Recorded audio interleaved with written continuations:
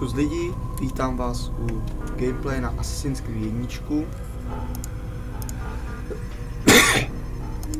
Nebude to let's play, protože let's play jsem v době, to znám z Godfatheru, protože opravdu jenom 5 nebo 4 minuty, to je na hovno.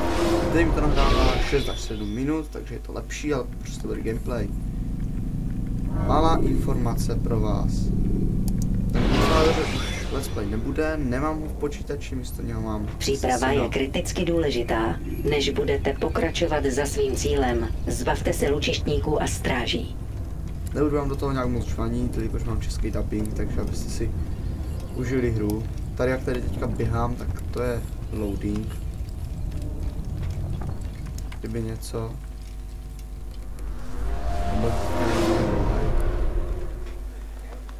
No, takže, kde to jsme? No, momentálně jsme se nacházíme v Jeruzalémě. Takže, skáčeme. No, pokud máte dvojku, trojku nebo čtverku, tak si rozhodně stáhněte jedničku. A momentálně se mi něco nelíbí, že já měl ještě zajít tady za tím maníkem. Bez tak. Maliku. Přišel zmarnit můj čas. Našel jsem Talala. Jsem připraven začít svoji misi. To rozhodnu já. Dobrá, zde je to, co vím. Živý ho obchod s lidmi unáší obyvatele Jeruzaléma a prodává je do otroctví. Sídlí ve skladišti v Barbakanu na sever odsud. Zrovna v tuto chvíli se chystá vypravit karavanu. Udeřím, až bude kontrolovat své zboží. Vyhnuli se jeho lidem, Talal sám nebude problém. Nebude problém. Posloucháš se? Taková arogance. Skončili jsme? Jsi spokojen s tím, co jsem zjistil? Ne, ale bude to muset stačit. Jo, když Pírko, já si ho vezmu. Odpočiň si, připrav se, pomodli se v koutku. Udělej před misí všechno, co musíš. Jen to laskavě udělej rychle. Takže pak zabijeme nějakého toho Talala, nebo jak se jmenuje.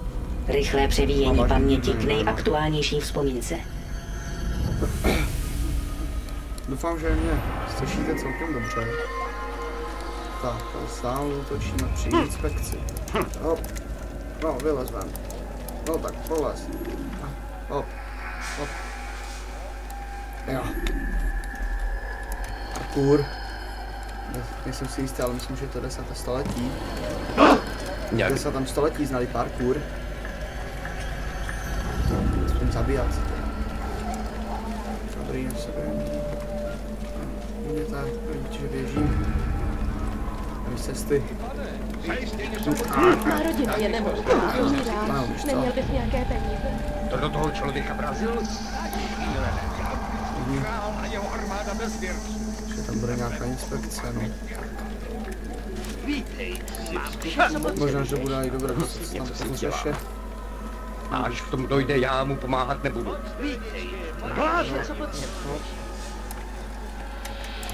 No, možná, že nebude dobré, že se tam postřeše, ale bude dobré dívat se ze střechy, protože ze střechy to moc dobře oni nevidí. Ale čím jsem hodně překvapený, jak jsem tady pronásledoval ty vojáky, tak ti vojáci... Neměl bys tady být, odejdi. Já naradě Měl by se přestat chovat jako dítě. Vyšíme nás. Oni normálně umí parkour. Prostě úplně normálně parkour. A tam je na tom štve, už vedoucí ho neumějí a tady jo. Tohle mě hrozně baví.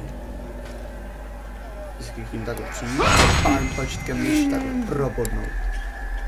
A oni ani nemají tušení, že jsem vůbec něco udělal. Jsou na to úplně blbý.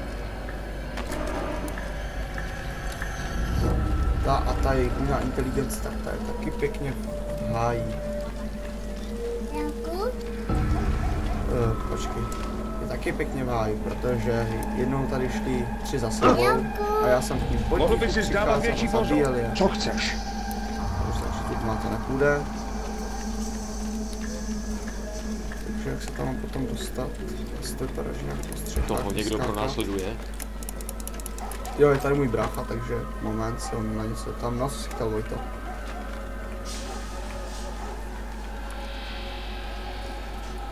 Za mnou, jak to mám ale vyskákat.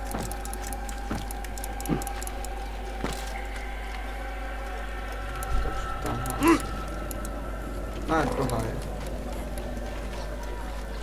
Praporek.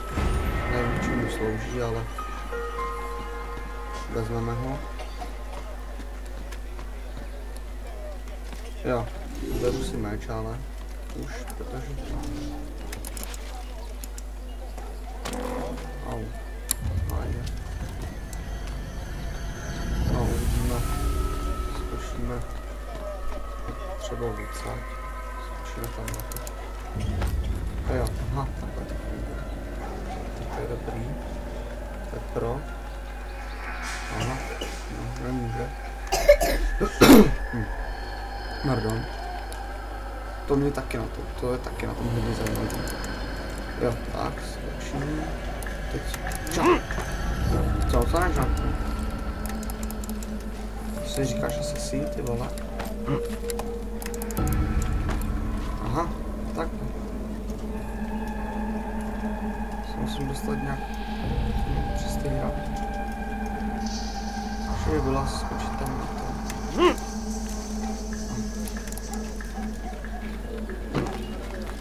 Fajn, pustil jsem se. Tak a jdeme najít to blbečka. Sorry. Nemohl by si zdávat větší vodou? Prosím, nemohl bys mě to udělat. Jsem chudák a mám hlad. Udělejte místo.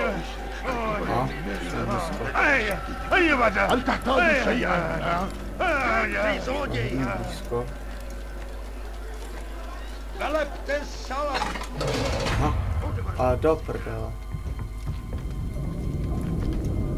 Sakryš.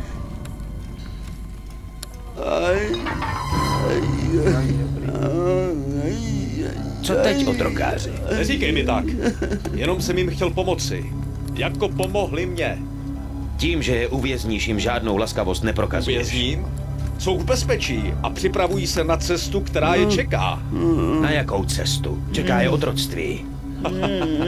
Nevíš nic. Bylo bláznovství tě sem vůbec pustit. Myslet si, že bys to mohl pochopit. Chápu to docela dobře. Jen se ukaž.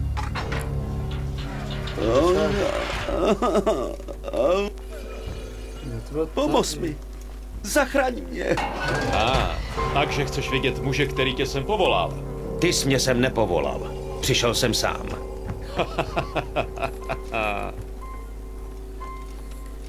Opravdu? No. Kdo otevřel dveře?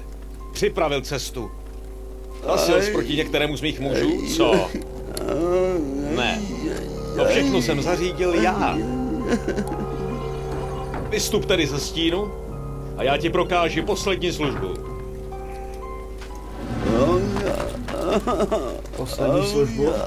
No, mi neuspělá jako poslední služba.